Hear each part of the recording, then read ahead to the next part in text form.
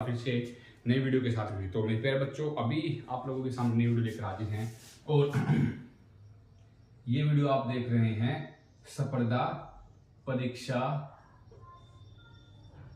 Marathi YouTube channel पर। तो स्पर्धा परीक्षा मराठी चैनल पर नई वीडियो लेकर हाजिर हैं। और मेरे प्यारे दोस्तों, आज का वीडियो थोड़ा सा अलग होने वाला है, क्योंकि यहाँ पर लास्ट वीडियो में हमने आपको कृषि की विधियां बताई थी, जहां पर आपको अच्छी प्रकार समझाया था। और आज हम बात करने वाले हैं कि भारत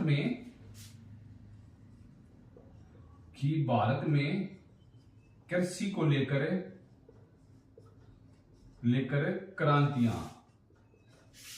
क्रांतियां से मतलब है कि कृषि के एग्रीकल्चर को बढ़ावा देने के लिए भारत में कौन कौन से मिशन बनाए गए हैं। तो यहां पर हम ये भी कह सकते हैं, ये वीडियो होने वाला है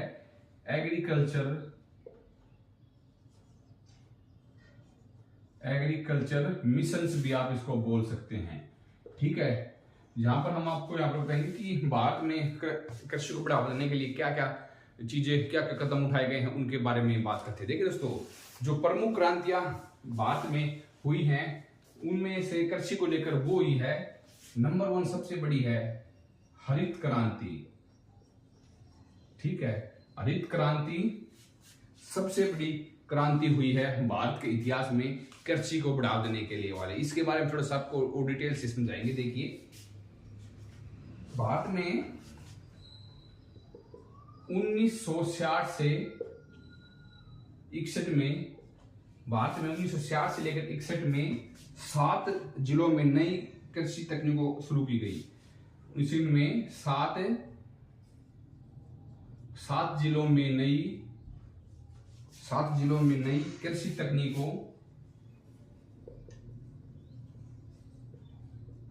तकनीकों की शुरुआत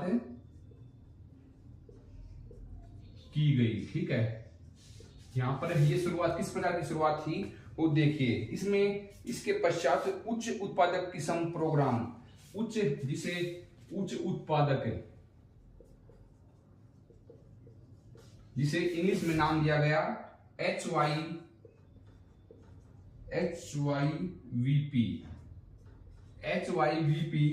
की योजनाएं तैयार की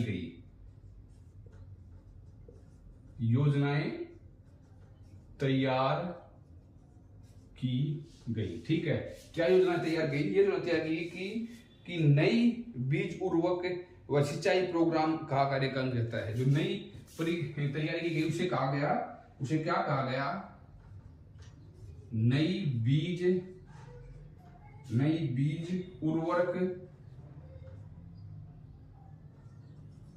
बीज उर्वरक व सिंचाई प्रोग्राम। क्या कहा गया? इनसे कहा गया नई बीज उर्वरक व सिंचाई प्रोग्राम का नाम दिया गया। ठीक है, इसके तहत गेहूं की नई किस्मों और इसी क्रांति यानी कि 1960-61 में ही गेहूं की नई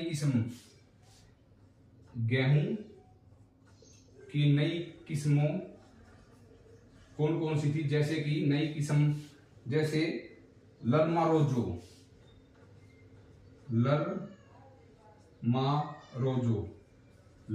रोजो, ठीक है, और सोनारा 64, सोनारा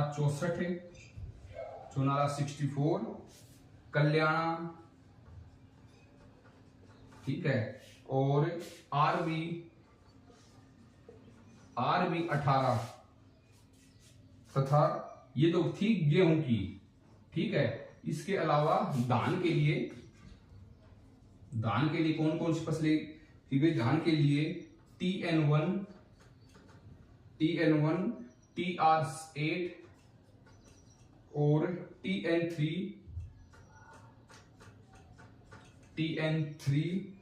और ADT 17 तैयार की गई।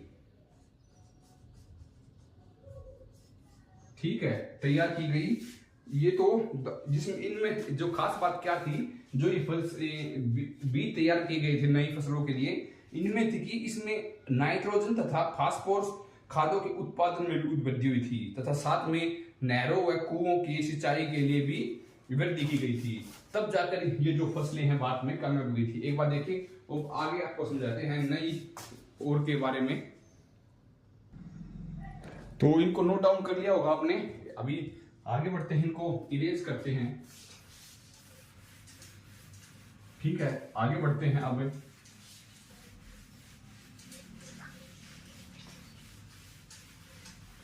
और आगे देखते हैं।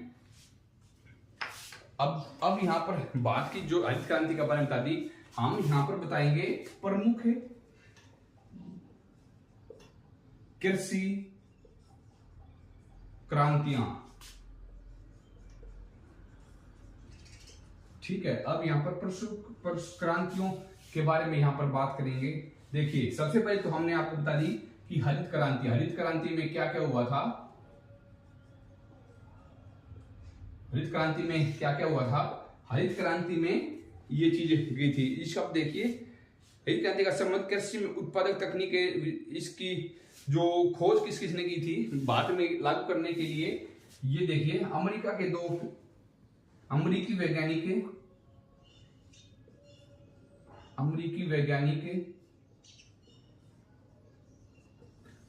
वैज्ञानिक डॉक्टर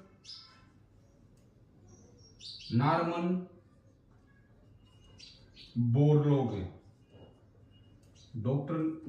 बोरलॉग और भारत के प्रमुख वैज्ञानिक डॉक्टर R.S. स्वामीनाथन। ठीक है, R.S. स्वामीनाथन को जाता है। ठीक है, जो जाता है हरित क्रांति का श्रेय जाता है डॉक्टर नॉर्मन बोरलॉग और डॉक्टर R.S. स्वामीनाथन। इसका पूरा नाम, उनका जो R.S.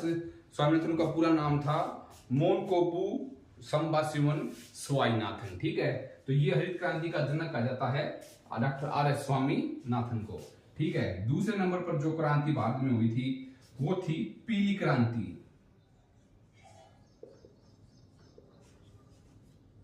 पीली क्रांति भारत में काफी ज्यादा महत्वपूर्ण हुई और यह किसके लिए थी? यह खाद्य तेलों और तिलहन फसलों के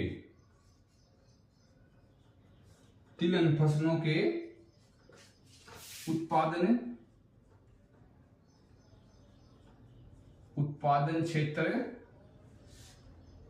में विकास के लिए।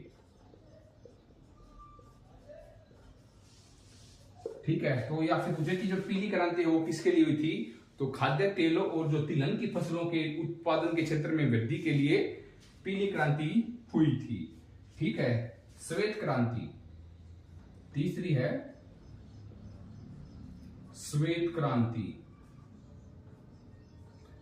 क्रांति से मतलब है, जैसा कि इसके नाम से स्पष्ट हो रहा है, सफेद मतलब सफेद, यानी कि दूध से रिलेटेड थी ये। तो दूध के क्षेत्र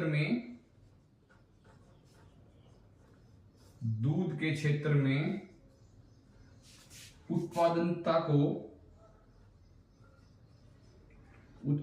को बढ़ाने के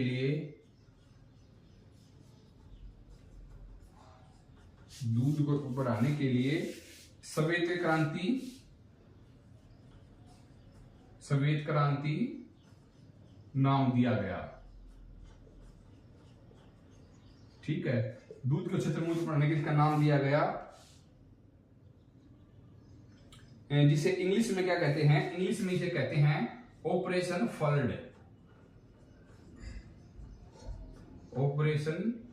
फल्ड का नाम दिया गया। ठीक है, और इसे का जो शुरू करने का श्रेय किया जाता है, जो ऑपरेशन फल्ड शुरू करने का जाता है वो जाता है डॉक्टर वर्गीस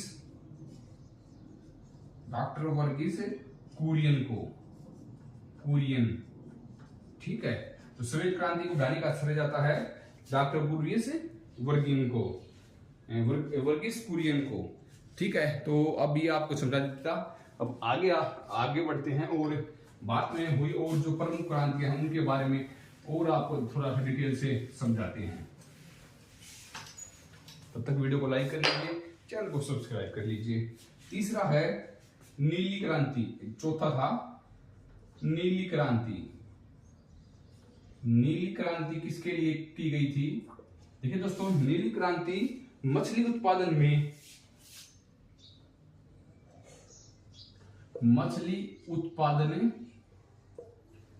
को बढ़ाने के लिए, मछली उत्पादन बढ़ाने के लिए नीली क्रांति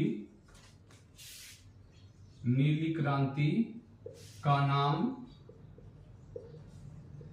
दिया गया। ठीक है, जो मछलियों के उत्पादन बढ़ाने के लिए नीली क्रांति का नाम दिया गया। और गुलाबी क्रांति,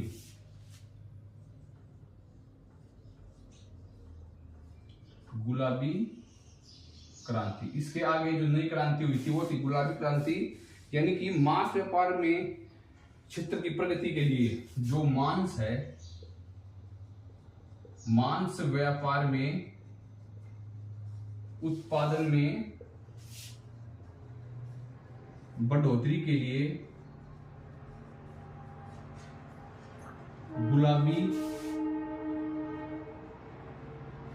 गुलाबी क्रांति का नाम दिया गया।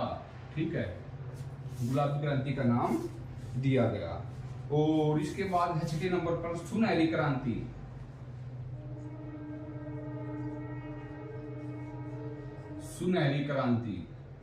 सुनहरी क्रांति किसके लिए? फल उत्पादन में वृद्धि के लिए, फल उत्पादन में वृद्धि के लिए किया गया, यानी कि फलों के व्यापार के और ज्यादा बढ़ोतरी के लिए सुनहरी क्रांति का प्रयोग किया गया। और नंबर 7 पर है भूरी क्रांति। भूरी क्रांति के तहत गैर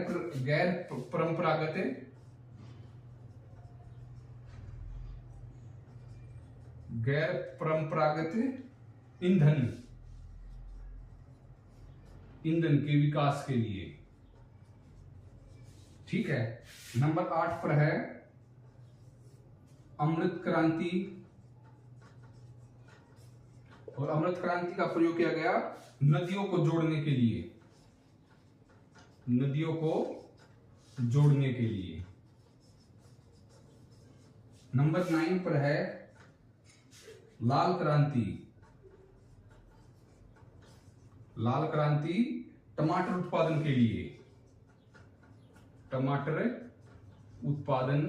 के लिए, इसका प्रयोग किया गया। और आखिरी है नंबर 10 बादामी क्रांति का प्रयोग किया गया मसालों के उत्पादन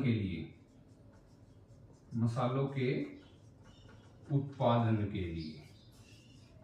ठीक है, तो मेरे प्यारे दोस्तों, हमने आपको इस वीडियो में बेसिकली जो भारत की टॉप 10 प्रमुख क्रांतियां हुई हैं, इन्हें आप कृषि क्रांतियां भी कह सकते हैं, उनमें आपको पूरी डिटेल समझा दिया है। मुझे लगता है कि कोई भी ऐसी क्रांति नहीं बची है जो भारत में अभी तक नहीं जो हुई है और हमने नहीं बताई हो। तो आशा करते हैं कि वीडियो आपको पसंद आया होगा। अगर वीडियो पसंद आए तो हमारे यूट्यूब चैनल को सब्सक्राइब करके बेल आइकन दबा लीजिएगा। तो मिलते हैं आपसे नेक्स्ट वीडियो में।